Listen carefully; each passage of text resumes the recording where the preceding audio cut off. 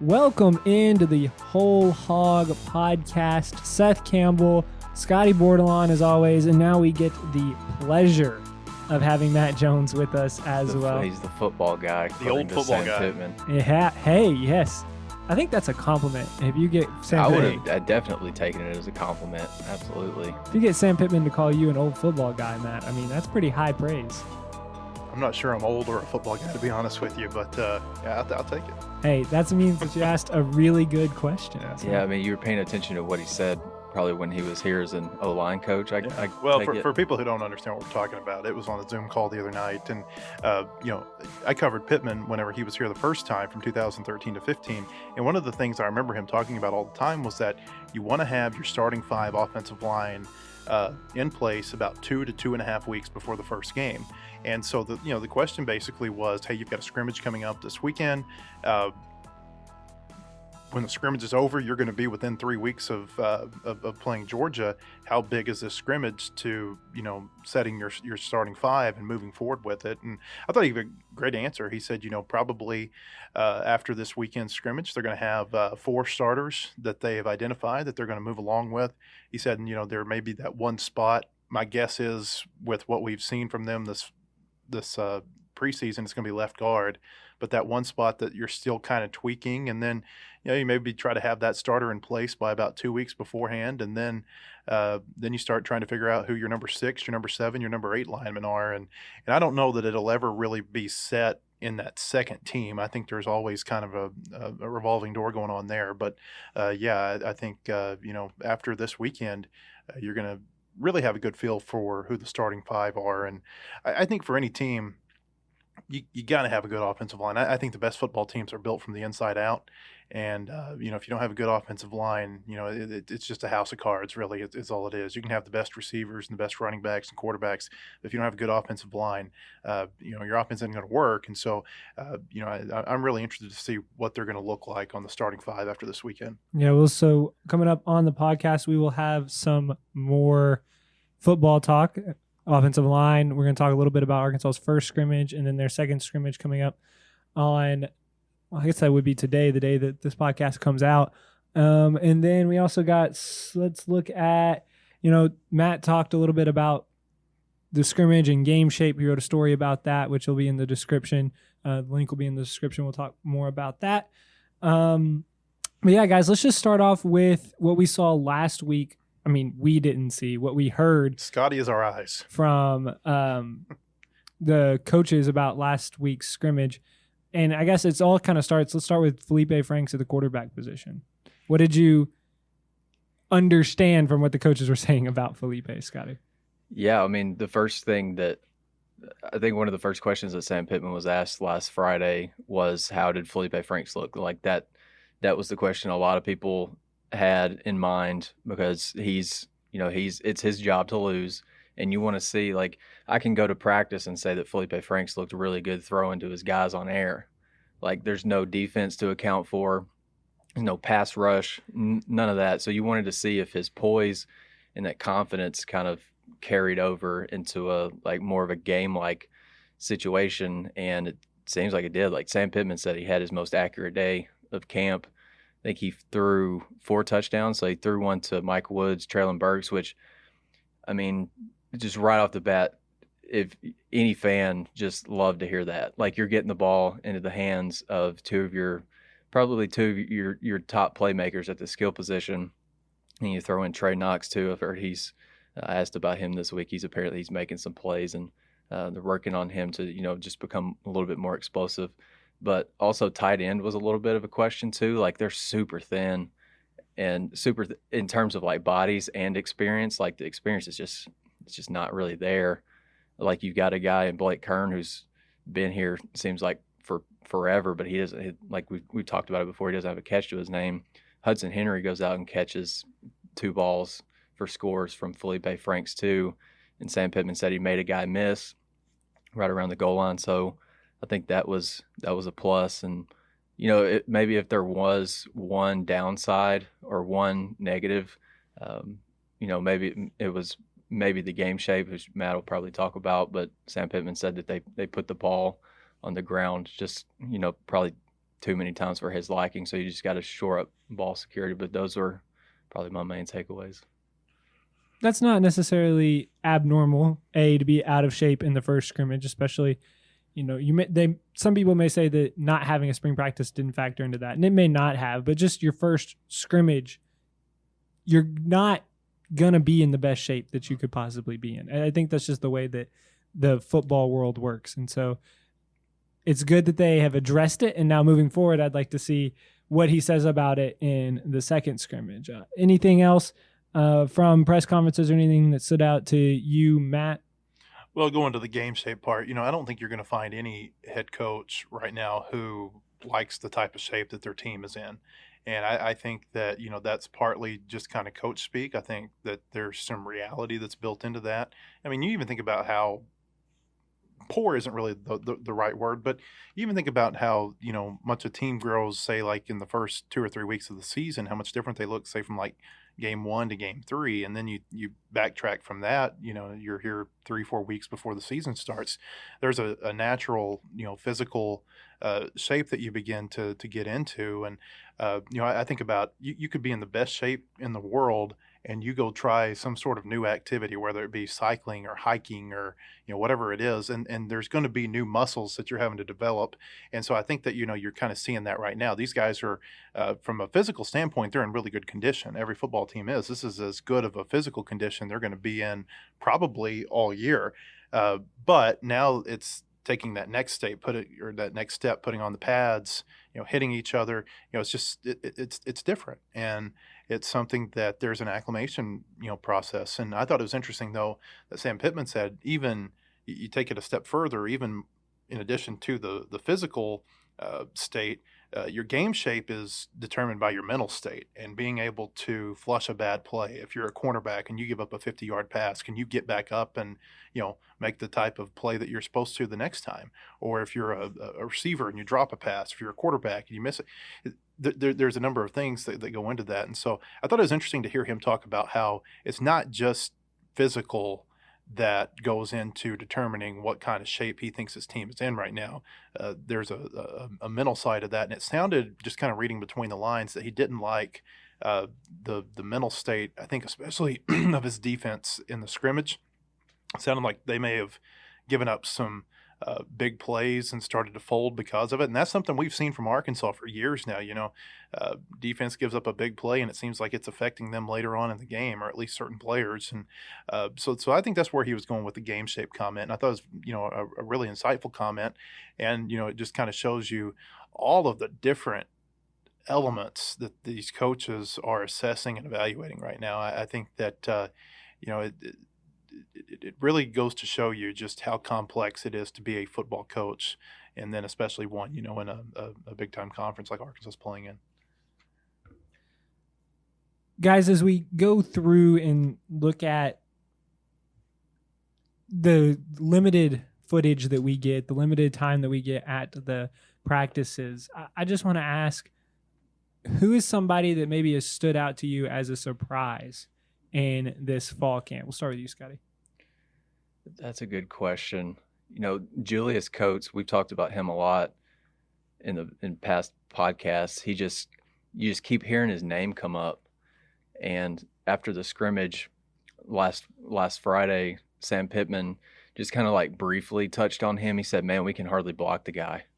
I mean, he's 6'7" and he's got a really great frame. And Bob wrote a Hog Futures story on Julius Coates earlier this week, and he talked to East Mississippi Community College defensive coordinator, and he said if Julius Coates does everything that he's supposed to, he can be like, he's got the potential to be a high round draft pick in the NFL. So he's a name that we've heard a lot. I think Xavier Kelly's power is standing out on the defensive line. I think those two guys, and then Dorian Gerald, coming back from an injury, I think he's kind of found that quick twitch quickness, like he's got that on the end. In terms of like on the offensive side of the ball, I think the coaches really like what they've seen from Traylon Smith too, because Rakeem Boyd's not going to be as much as he wants to be an every down back. Like, this league is just so physical, and now you're playing 10 SEC games as opposed to 8. Like, he's not going to be able to, as good as Rakeem Boyd is and as tough as he may be, he's not going to be able to withstand that beating all year long and being every down back. So you got to have a great compliment to him. And I think Traylon Smith, by all accounts, is going to be that guy. You know, maybe after Traylon Smith, it becomes a little bit shaky, but you probably feel pretty good about your 1-2. Sam Pittman's been really high on Traylon Smith since he got here. And just from everything we've heard, everybody has complimented how hard he works, how tough he is. And you like to hear that. I mean, the guy's 5'9", like 180 pounds, but he's tough as nails. So you got to have a guy like that as a number 2. You know, maybe at receiver, I think Mike Woods is probably having the best camp of his college career. It's good to hear that Traylon Burks is getting the ball in his hands and he's finding the end zone. And then I think on the offensive line, Myron Cunningham's he's just been steady. And then Bo Limmer, I wrote about him yesterday or the day before, and seems like he's established himself as the leader at that right guard spot. Kendall Briles just loves him. Like he said, Jonathan Marshall said earlier in the week that there's another guy. There was only about one guy on the team who's kind of giving him a run for his money in the weight room, and it's Bo Limmer. And Bo Limmer's just a redshirt freshman, and so he's got a little bit of a nasty streak to him. Kendall Briles said he'll finish you. I mean, you love to hear that when it comes to an offensive lineman. So I know I rambled, but those are just some of the names that have kind of stood out to me. You're going to go through the entire roster there, Scotty? Yeah, we can run down the roster again like we did about a month ago. So Myron Cunningham told me in the summer that this was coming from Bo Limmer. I interviewed him for a feature we did for our Hogs Illustrated football preview, and I asked him, I said, you know, I know you didn't play spring football. I said, but, you know, maybe just from the things you're seeing, whether it be, you know, in the meetings you're having or the classrooms or the weight room, who are some players that are standing out to you? And he gave me 2. He said Shane Clennon, and he said Bo Limmer. Now, Clennon hasn't really established himself as a front runner the way that Limmer has, but it seems like everybody who has ever watched Bo Limmer play, and I remember even going back to talking to his high school coach, who was Jeff Traylor's brother, down in Tyler, Texas at Lee High School, just so big on him. I remember talking to Dustin Fry on or not talking to him, but hearing him talk on signing day when Bo Limmer signed, and him talking about how this was a guy who was almost like a wrestler on the field. I think how he just played through the whistle, and you couldn't get him to stop, almost like a bulldog type player. And so I think that this doesn't really surprise me so much about Bo Limmer. I think if it is a surprise, it's a pleasant surprise that he has established himself so early in this camp. Yeah, it's given that I think he only played like 30 snaps last year. Yeah, I mean, he played in 3 games? Was it 4 games? Four, yeah, I think he played 19 snaps against Western Kentucky, mostly in mop-up time at the end of that game, and didn't play very much in the other games that he got into. But maybe that and it could be too that's just an indictment of what they have on the offensive line. You know, that a redshirt freshman who hasn't ever really played much is their best player. But I do think that Bo Limmer is going to be a pretty good player before he leaves Arkansas. It kind of reminds me a little bit of a Ricky Stromberg. You can always tell these offensive linemen who are going to be really good, whether it be Stromberg. I think Stromberg's going to be an all-SEC type lineman. Yeah, I agree. Before he's done. Or Yelda Froholt. You could kind of see it from Froholt. He got pushed around a little bit that off season by McTelvin Agim, but you could really see him, going back to that mental shape, bouncing back and making some plays. And so, Limmer's been a pleasant surprise. I've been interested to hear what people have said about Dominic Johnson, the running back. I've heard, I think maybe it was Sam Pittman say that he does some things for a running back that you just don't see a lot of freshmen do. And does that mean he's going to play this year? Does it mean he's going to be a great player this year or even a good one? I don't know, but I think it's interesting to hear the comments about him. And then I've been interested. I don't know if this is a surprise or not. I've just been interested in that it doesn't seem like there are players who have really stood out at linebacker or at tight end. Yeah. And I think that, I think that's a concern for this team.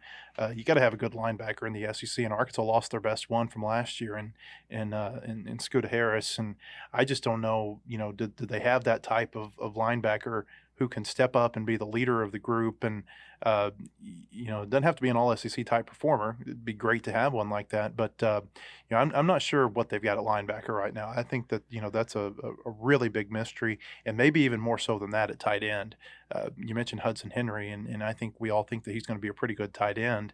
I think that it's probably a little unfair to him to expect him to be Hunter Henry. And I think that, there might be some people who think that because of the accolades that he had coming out of high school, and, of course, being Hunter's brother and coming out of the same program. I think he'll be a good tight end in time, but I think that, like there is for so many players, there's just a big learning curve for him right now, trying to become that complete tight end. Yeah, he can catch the ball, but, he's still got to work on blocking. He's gained some weight. I think he's about 257 pounds now. He's starting to look more like an SEC tight end, but there's still that big learning curve. And so tight end and linebacker are two places that I maybe call it a surprise. I'm a little surprised that we haven't seen more maybe a player stand out more at those positions than we have. Yeah, I don't think it would be a fall camp if we weren't questioning the depth at linebacker at Arkansas. That's an every year thing. There's probably a lot of teams too that do that. It kind of, when you look at a roster like Georgia or Alabama or LSU, and you look at, okay, they've got these 3 starting linebackers, and then they can supplement them with these 3 other 4 and 5 star. Yeah. It's kind of embarrassing almost how they seem to gravitate toward the same programs. I don't think that's just an Arkansas problem. I think that, there's a lot of programs in college football that just don't feel like they have the linebacker depth that they should have, or even maybe just one standout linebacker. Yeah, I feel like the only linebacker that we've heard Sam Pittman or Barry Odom call by name is Deion Edwards, because he either forced or recovered a fumble in the scrimmage. Bumper Pool, if Bumper's healthy, he's going to be your top guy at linebacker. But I'm curious about a guy like Hayden Henry, maybe Grant Morgan, and Zach Zemos. Zach Zemos was, he maybe not the highest recruited guy, but it seemed like, just looking at the roster, he made some pretty good weight gains to, just kind of fill out his frame. And, one of the first days that I was out at practice, I was relaying some notes to Matt, and I was like, Zach Zemos, in terms of his frame, he looks a lot like Hayden Henry. So you feel like you got two guys like him, and you feel pretty confident in Hayden Henry, I think, then you would probably be in good shape. But as of right now, going into that second scrimmage, I think that's a big question mark. I think they got to get some things figured out there. Yeah, somebody that's stood out to me that I've heard his name get called a few times is Jerry Jacobs, the Arkansas State transfer, playing in the cornerback position, the nickelback, wherever they need him. Mike Woods talked about going up against Jacobs in the early portions of fall camp and really battling it out over there. Jacobs, we got to talk to him, and he was just saying that, he's really enjoying his time at the SEC coming over from Arkansas State and wants to compete. And, there's videos that the team has put out. You've seen Jacobs coming up with an interception. He's a guy that is kind of filling in that DB position that was maybe had some question marks back there, and Jacobs really seems to be solidifying himself as a legit option. He might be their best defensive back. Yeah, he very well could be. Yeah, and I don't know that he's locked up a starting spot, but that he has made quite an impression. On Mike Woods. Even Felipe Franks said that Jerry Jacobs is kind of making him be more accurate with his balls when he's going to Jacob's side of the field. He's not missed a beat, and I know he got injured. He had a season-ending injury in that season opener against Georgia last year, so I know he's got the Georgia game circled this year for sure. All right, guys. Second scrimmage coming out. What do you want to see from, I guess we can't see. I always want to use that word. What do you want to hear from the Arkansas coaches and the athletes that Arkansas is doing well in this next scrimmage? We'll start with you, Matt. I want to hear who the offensive linemen are. I really do. I think that I'm really fascinated by that. I think it's because we know who the starters are going to be at a lot of other positions. They haven't named Felipe Franks the starter, but you read between the lines, he's going to be their starting quarterback. Yeah. And you've got Boyd at running back. You've got receivers like Burks and Woods, and probably a Hudson Henry at tight end. The offensive line is where the intrigue is with this team, and for a number of reasons. Number one, because of how bad they've been the last few years along the offensive line. Some of the things they're trying to do this year, you look at the players, are a lot bigger. They got bigger bellies this year. They're not the flat belly offensive linemen like Chad Morris and Dustin Fry and Joe Craddock and that group wanted to have. And, I'm really looking forward to seeing them play against Georgia. And I think they'll get overwhelmed at times against Georgia, especially with as good of defensive front as Georgia's going to have this year. But I just want to see, what kind of different look they have, what kind of different mentality they have. And I want to know who those guys are. And so that's what I'm most interested in finding out from this scrimmage, is who's going to be the starting 5 up front. And again, we may not know the entire starting 5, but I think we'll have a pretty good feel, probably 4 of the 5 at least, who are going to be the starters moving forward. You think the biggest question mark's at right tackle right now? Or left guard? Yeah, I mean, left guard or right tackle. It sounds like, at center, it's probably going to be Stromberg. It's probably going to be Cunningham at left tackle. It's probably going to be Bo Limmer at right guard. Ty Clary's started to jump in there at Ty left Clary. guard. And I think Ty Clary may end up winning that position at left guard just because he's got experience as a starter. He started 23 games as a center, and that doesn't even take into account, I think he started 4 or 5 or 6 games at the 2 different he's got guard starting games. experience at both guard spots. Yeah, he was a guard under Brett Bielema as a freshman in 2017, and then I think he moved over to center after Frank Ragnow got hurt that year. So I think that there's, even though he's had his troubles with snapping the ball, I think we've all seen that. There's still some value in being a guy that has had 3 years of starting experience, and I think you're probably going to see him. Probably may not be the right word, but I think there's probably a good chance that you'll see him win that job at left guard. And so, then it comes down to right tackle. Is it Noah Gatlin? Is it Brady Latham? Is it Dalton Wagner? Wagner. That seems there's still a little bit of intrigue, I think, over there. One of the things I want to see if Arkansas can take care of the ball. How's ball security? Does it improve from first scrimmage to the second scrimmage? Is Arkansas putting the ball on the ground? Is Felipe Franks or KJ Jefferson, are they throwing picks? You just want to see those guys have an accurate day throwing the ball, and then maybe, receivers hold tight to that thing. And same with the running backs. And then another thing is just, you want to hear something positive from the linebackers. Like, you just want to hear that somebody's kind of maybe rising to the occasion. And then lastly, who are your receivers after your top 3? I think that's a big question mark, because I feel really good about Arkansas's top 3 receiver. Traylon Burks, Mike Woods, Trey Knox, really solid. But who's after that? Is it Davion Warren, Tyson Morris? Tyson Morris has had a wrap on his hand for a while, so I think he may have broken a finger early in camp. Is it Coylin Jackson? Coylin Jackson's a guy that I've been waiting on to make a jump for a while. Haven't seen it.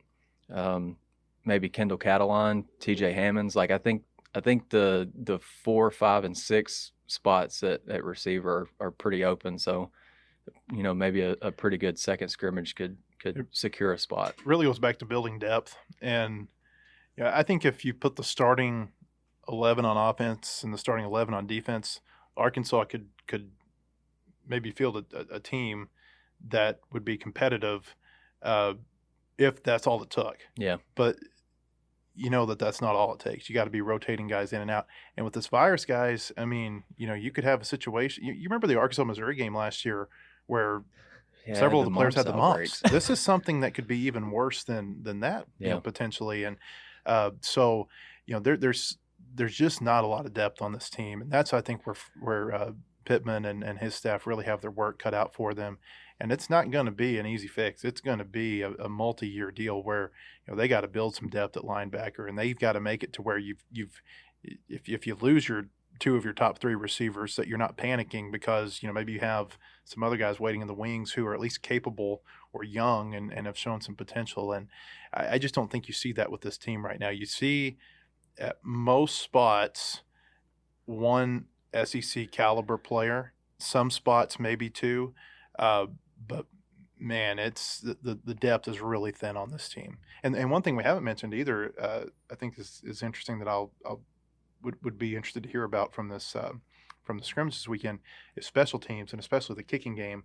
They lost Connor Limpert last year. He may have been their best player. I mean, and I'm talking about maybe their most effective offensive player other than Rakeem Boyd, just in terms of if you got within maybe the 35-yard line and in, you had a pretty good chance that he was going to make a field goal. Right. I remember I was sitting next to a scout from the Steelers and I think the Jets at the Colorado State game last year, and he came in and kicked, I think, a 54 or 55-yarder, and one of them made the comment, "Oh, there's no way he's going to make this." I'm like, he's made it from 60, 62 in practice. I think he might. Boom, right down the middle. And the scout kind of looks at me. He's like, "Well, you knew what you were talking about." But is A.J. Reed going to be Connor Limpert? I don't know. But, can he be effective as a place kicker? What are they going to do at punter? Punter's been a really sore spot for this team the last few years. I don't think I'm saying his last name right, but is it George Carrington? Carrington, yeah. From Michigan. It sounds like he might be the front runner there, but we haven't heard a lot about special teams. What are they going to do at kickoff return? What are they going to do at punt return? I know Traylon Burks has got some experience at punt return, but I think that, it's interesting to me to know more about what's going on with special teams because we just haven't heard a whole lot about that. And who's going to be the placeholder? Is it going to be Jack Lindsay again?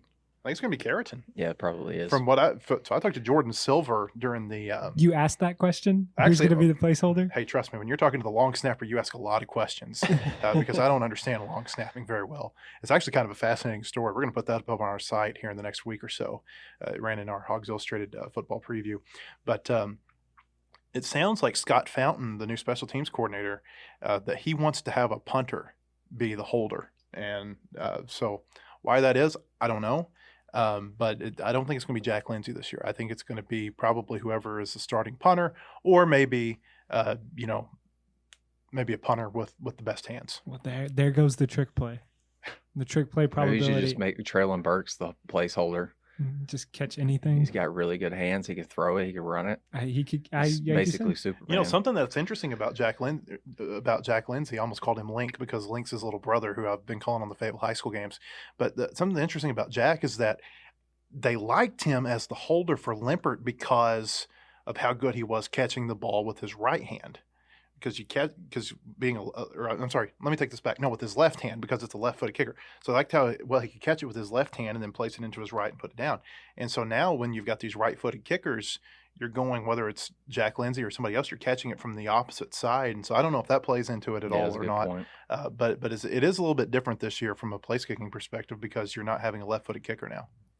All right, guys. Thanks so much for joining us, Matt. We're going to go on to a commercial break, but don't go anywhere because when we come back, we're going to talk some basketball. Kelsey Plum added and to the Arkansas women's basketball staff, and there's also some information going on about when we actually might tip off the basketball season. So stay with us here on the WholeHog Podcast.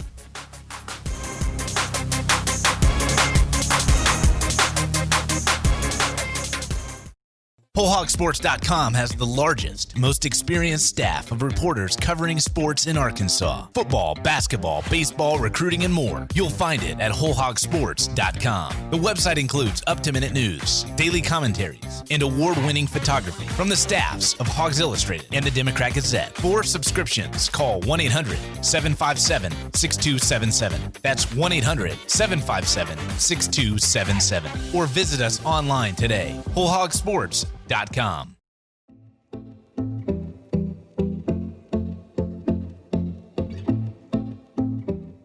Well, we're back here on the Whole Hog Podcast, and while football season is heating up and it's the main draw for this time of year, we're not going to forget about basketball. Scotty got the opportunity to talk to Arkansas head coach Eric Musselman last week, and he gleaned some good information from them, especially, Scotty, that they are really utilizing that VR. I don't know which. It looks like a video game. Yeah, I didn't ask him about that.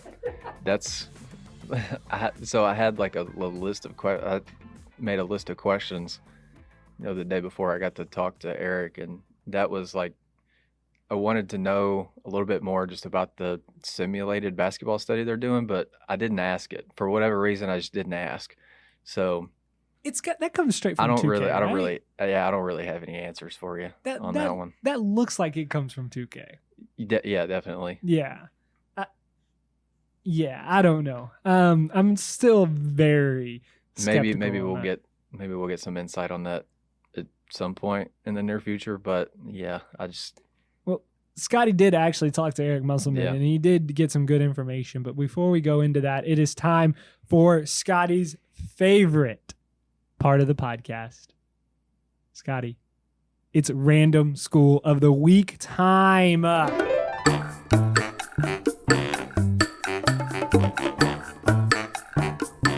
bring it. All right, I told you I wouldn't make this one too hard. I have the utmost confidence in you, which has worked out well the past few Yeah, it weeks. makes one of us. Okay, so we're going to the Mountain West Conference. Okay. That's not too obscure, right? Okay, so we know the Mountain West. Probably the most famous alumni of the Mountain West is Boise State. I don't know if it's alumni, that would just be school. Is Boise State, which used to be the WAC. And then TCU used to be in the Mountain West until they went to the Big 12. Okay, so this school that Because is, when you think Fort Worth, you think Mountain West. I mean, there's mountains 100 and some odd miles west. Sure. Anyway, the closest mountains to Fort Worth might be the Ozark Mountains. They Maybe so. They might be close. This is not a geography pod. So You got me thinking though. Okay. Reeling it back in here. School colors are red. They have a mascot that is the same mascot as an SEC school. it's New Mexico State. It is not. I said New Mexico State because that's my dynasty on NCAA football 13 right now. Okay. And we just ran the table, and we're ranked third in the country, and we're playing in the Orange Bowl. They didn't want you in the natty? No, they didn't. They didn't want that smoke. Not quite. Okay. Famous and notable alumni. Guy Fieri. Oh, man. I love Triple D so much. I'm probably not going to get this, though. No. It says Mountain West Conference School. Team colors. Are red. Red. Same mascot as an SEC school.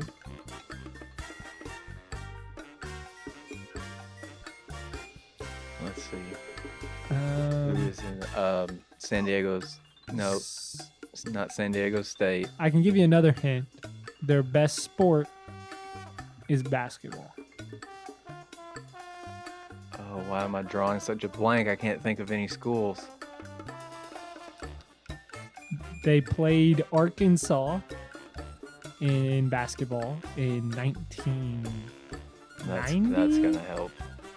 And the best player for this team came up to Nolan and said, "You need to go get yourself some grown men." Oh, it was UNLV. Yes. So they're the running Rebels. So I kind of counted it as the same mascot as Ole Miss. Does that count? Sure. I mean, it's your game, dog. You can. I can make up the rules. Yeah. Let's go. This is the first time anybody's ever told me that. I always have to follow the wife's rules. It's probably because I live with her, but that's okay. All right. It is indeed UNLV, the running Rebels from Las Vegas. If I told you it was from Las Vegas, you would have gotten it right away. I didn't know that Guy Fieri, alumni from... Yeah, I had no idea. I didn't know you had to go to school to be a... What even is he? An entrepreneur? He's the freaking GOAT, dude. I mean, anytime Triple D is on, your boy is watching. Diners, drive-ins, and dives? Yes. And I'm starting to get into guys' grocery games, but I'm not as into it. I love watching Triple D just for like the quirky little food trucks that he finds, and just just the visuals on those on that food is just Enough to make you no, hungry. yeah, I can't look away. Yeah. He's the best. He's the best. You need to follow him on Instagram. That seems like a really bad idea for my health. He's a great follow. Seems like a really bad idea. He's pretty funny. Okay. He's pretty funny. It's not so much like there's some food pics in there, but I mean his personality really comes out even more so. I went to his taco shop, taco dive, diner, whatever it is, in the Power and Light District in Kansas City when I went there last time.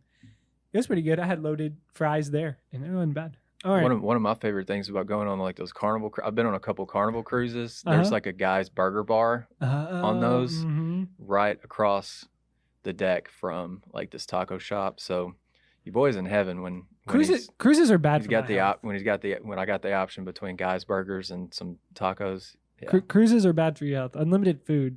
There's a reason why food isn't you pay all up front when you go to a restaurant and you can eat all you want. I mean, there's a few places like that, but there's a reason why I don't go to those places because your boy would be about 600 pounds. All right. Scotty, what did you glean from Eric Musselman about this 2020-2021 team? Yeah, basically, to this point in the preseason, they're taking care of business. Like they're, on the floor. Eric told me that, they've installed a new transition offense, which I think he told Bob that like after the first week. So they're feeling a little bit more confident and comfortable in that. And they've also put in a third pick and roll coverage, which he believes is going to be pretty beneficial for Connor Vanover whenever he's in the lineup. But the thing that he's so proud of his guys right now, just in the way that they've handled everything with the virus.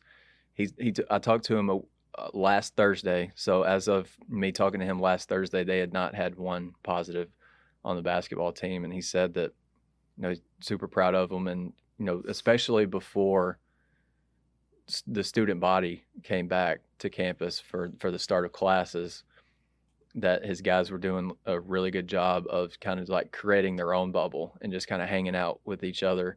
And in turn, not only is that keeping those guys healthy, but it's like building team camaraderie and their team chemistry. Eric told me one of the main things that I took away, other than no positives in terms of the virus right now, is he said that team chemistry is as good as it's been since he's been here as of right now. And so you just think about all the new faces that are on that roster. You got a lot of different personalities to consider and mesh. And right now it seems like it's going about as good as it could have, or as good as it could be. Excuse me.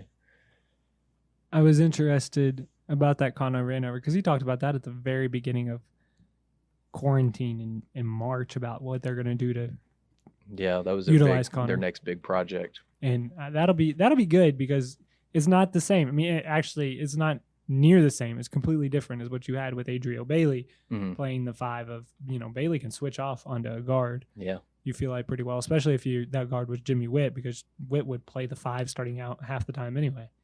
And then Connor is just not the same. So that's interesting. It sounds like the NCAA is putting together a plan, though, to move forward with NCAA basketball, and it's maybe sooner than some people thought. It's not going to be right now. The unofficial word and what the NCAA is kind of pushing is it's not going to be a normal start to the season at the normal time. But November 25th, the day before Thanksgiving, that's not too late. That's still a decent... It's a couple weeks past the originally planned start date. That's still a decent amount of time to have some non-conference games get in there. Whoever you're going to play, I have no idea. But that's some time to get those games in, and that'd be right around the time of the Vegas tournament was scheduled.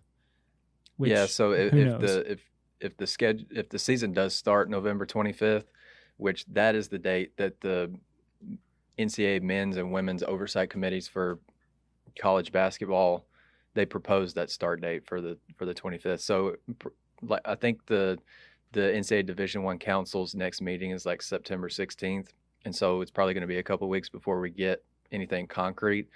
But if that November 25th date is set, Arkansas, I think, as of right now, based on what we know of their non-conference schedule, there's going to be at least 3 games that are kind of wiped off the books. And so you got like the Oral Roberts game, right, to kick off the season at home, and then those 2 games at the MGM Resort's main event out in Las Vegas, which kind of hurts my heart. But Scotty wanted to go to Vegas. Of course. Yeah. Cover Vegas Vans. Go out to Las... I haven't been to Las Vegas in like 3 years, and I miss it, man. I miss those long days in Las Vegas. Why, Scotty? Why? Why do you miss Vegas? Because it's freaking Vegas, dude. You should go. I mean, you should talk to Matt about going out there. Take the camera. Like you can get some awesome footage, some exclusive footage, and you can come out there and we'll just go around. We'll travel around Vegas. All right, sounds good. We'll see. We can try it all, so you can find out what you like and don't like. I don't know if I like that or not. I don't have the wording on that. Hey, you can get cheap flights from XNA to Vegas. Yeah. I know multiple people that were in college that take you to some really good spots to eat too. You can trust me on that. Oh. Yeah. Oh. Well, then I'll take you to the place where I met Jose Canseco. If Jose Canseco can eat there, then that's where Jose Canseco had his birthday dinner. So I mean yeah, food's awesome. Well, in other basketball news on the women's side, Neighbors hired.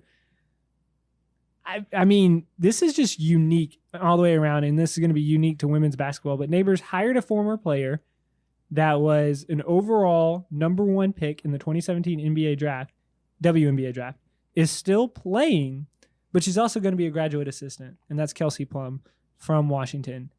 All around, just a unique situation, and it's already, I mean, on day one, he was 1 day in it, 24 hours when we got to talk to him, and he said it's already paying off to have her on staff. Yeah. I mean, you were on that Zoom call. What were your takeaways from the hire? She can recruit. She can't like initiate. Yes, so she can't initiate conversation. Yeah. But if somebody contacts her, if they're having coaches on a call with a recruit, she can join that call. If somebody wants to go to a WNBA game and take a picture with her, sign an autograph of her when she's with the Las Vegas Aces, she can do all that. Put yourself in the position of like a prospective, like a recruit who Arkansas is already going after you. So you're already like, man, like this kind of up and coming women's program in the SEC's kind of interested in me. And then, oh, by the way, here's the all-time leading scorer in women's college basketball history and the #1 pick in the draft, Kelsey Plum. She wants to talk to you. Yeah, that would blow my mind if I'm on the other end of the line. Neighbors put out a video to, I guess, tease his hiring of her with her coaching him on the. Yeah. I really encourage you to go find Neighbors' Twitter, because Neighbors has the whiteboard and Plum has the pen. And Plum is drawing on the whiteboard while Neighbors is sitting there nodding his head, which is hilarious. Right, yeah, that was a good clip. But he said that he posted that, and he had girls commenting on the comments that are like, oh, wow, I hope Arkansas calls me now. And he goes, and I didn't have them on the call list, and so I needed to call them. So I made sure to add them to the call list and called them, because they announced it on September 1st, which they didn't plan, is what Neighbors said, but they can initiate recruiting conversations then on September 1st. And so it worked out really well to create a lot of buzz. I never even thought that was really like something that somebody would think about. Yeah. Of playing, but the WNBA season's during the summer and the college season's during the winter. Mm-hmm. So during your off season, why can't you be a coach and go to school? She's getting her degree online. She's going to be a grad assistant. And Neighbors made it very clear that she is going to get healed first. She tore a tendon in her Achilles. Ruptured is the word that she used. So she's getting rehabbed on that right now. She's doing that in Vegas. She's going to be traveling from Vegas to Arkansas a lot. And Neighbors made it clear that she may not be on the bench for every single game. She may not be on the bench for half the games. He doesn't know. But she's going to be in their meetings before the game and their meetings after the game and giving input if she's not there on the bench. And then he also said if she is on the bench, it's going to be probably not at the end of the bench. He's going to have a hard time keeping her away from him and coaching. It's super interesting. Yeah, now Neighbors has 2 former players on his staff. With Chantel Osahor, she got hired I think last July. Mm-hmm. Like I wrote that story about her being hired. He's now got like one of the more unique coaching staffs probably in the country. I mean, just nobody else that I mean, obviously I don't have just a ton of knowledge on women's college basketball staffs, but I mean, Todd Schaefer has been with Neighbors since Washington. Mm-hmm. So that's another guy with those yesteryear, those Washington teams. And then Ozahor's, she's one of the more unique players that women's college basketball has ever seen too, with that flat-footed left-handed jumper. And then rebounding. She's not very tall, but she could rebound like nobody's business. Yeah, no kidding. I think she's been a nice addition to that staff too. And Kelsey Plum's I was messaging back and forth with a team spokesperson the other day, just trying to get some more information after Neighbors sent that tweet out. And I was just like, that's a pretty fun hire. And then the spokesperson was like, yeah, it's pretty unbelievable. I mean, it is. That came out of left field, but that's a big hire. Just think about the recruiting pitch. And she said on the Zoom call that this was his best recruiting pitch ever, even better than the one that she had at Washington. Mm-hmm. But just think about, you are playing at the highest level of women's basketball that there is. The highest level. She's also going to be on the Olympic team, by the way, in case you're wondering, the 3-on-3 Olympic team. You're playing at that highest level. And you decide, I want to take on and get my master's. And besides just getting my master's, I also want to be a coach. Not just a grad assistant, but still, I want to be a coach for an SEC Division I program. One of the better conferences in women's basketball. I'm not well-versed enough. I should be, but I'm not well-versed enough to say it's the best. But it's not bad. Yeah. Holy smokes. That's insane. And I think it's a matter of a year or two before Arkansas is a top 4 program in the SEC, women's basketball. Right? No joke. Competing day in and day out with Neighbors at the helm as a top 4. You've got your South Carolinas.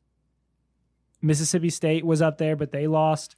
Their coach was Vic Schaefer. Mm-hmm. Is that correct? So they lost Vic Schaefer. Texas A&M. Texas A&M with Gary Blair is always going to be up there. Tennessee's not going to stay down too long. Tennessee. Kentucky's been ranked. I mean, it's a tough league. But yeah, that's what I'm saying. You have, I don't think Florida women's basketball is that great. It's safe to say Arkansas is establishing itself as a team to definitely keep an eye on. I don't think nobody's taking them lightly anymore. I mean, they're way past that. Way past that point. They're in the realm of, it's not whether or not they're going to make the NCAA tournament every single year. It's what seed are they going to be in the NCAA tournament. Yeah. And to take that program in 3 years from can we win a game in the SEC to what seed are we going to be in the NCAA tournament? Hats off. That's all I can say. Hats off. And then you need to go watch Mike Neighbors and his team play sometime if you can. I don't know if they're going to let us in the stadium this year, but if you can, it's a fun brand of basketball. Mm-hmm. He just lets them go, run up and down the court as much as you want. I love the trust that he instills in his players. I think that goes a long way, and just those kids feeling free enough and just able to go do their thing. All right, Scotty, anything else to add on the Whole Hog podcast? Yeah, I was talking to Eric Musselman, and he was talking about the third pick and roll coverage that he thinks is going to benefit Connor Vanover. So last year, Arkansas had a hard show / trap pick and roll coverage, and then they had like just your basic switch. Those are the only 2 pick and roll coverages they had last year. So this third one is more unique to Connor Vanover. That third coverage, Eric was calling it like a tracker / drop coverage, which is basically what the Milwaukee Bucks do when either Robin or Brooke Lopez is on the floor. Like, it's specific to 7-footers. Like, you got to, when you're trying to, I guess, attack pick and rolls defensively with a 7-footer on the floor. So basically what that looks like is the defensive big in the coverage kind of sags into the lane, and basically his primary objective is to kind of dissuade the ball handler from getting a clean look at the rim. And so Eric thinks that's going to really benefit Connor. We'll see how that goes. I mean, you got to see it against another team before you can, truly say that it's going to pan out. But they've done their homework, and that project that they said that they were setting out to to get done earlier in the year. It seems like they've got good results from it. And if you just kind of want some other updates on, it's kind of how workouts are going. I think I asked Eric about every guy on the roster except for like the walk-ons and maybe. No, I did ask about Bebe. Yeah, because he's coming back. He's battling back from a ACL injury. But yeah, I posted a few notes on our message board that I didn't necessarily get into the story. But that's why you should become a WholeHogSports.com subscriber to get that information on the message board. Yeah, it was good catching up with him. We hadn't heard really just a whole lot since maybe after the first week of workouts ended. So yeah. All right, Scotty, good stuff. Make sure to check out the description. Bunch of stories in there about what we talked about, more in-depth knowledge there. Maybe give you just a little bit of context about what we've been talking about as well. So make sure to click the link in the description. The link's in the description. For Matt Jones and Scotty Bordelon and our entire Northwest Arkansas Democrat Gazette team and Whole Hog Sports team and Hogs Illustrated team, because we've got a lot of people working on this website. No kidding. That's why you should subscribe to WholeHogSports.com, the largest group of journalists covering the Razorbacks, all in one spot on WholeHogSports.com. Well, for all of those guys, I am Seth Campbell saying so long, mask up, and we will see you back here next week.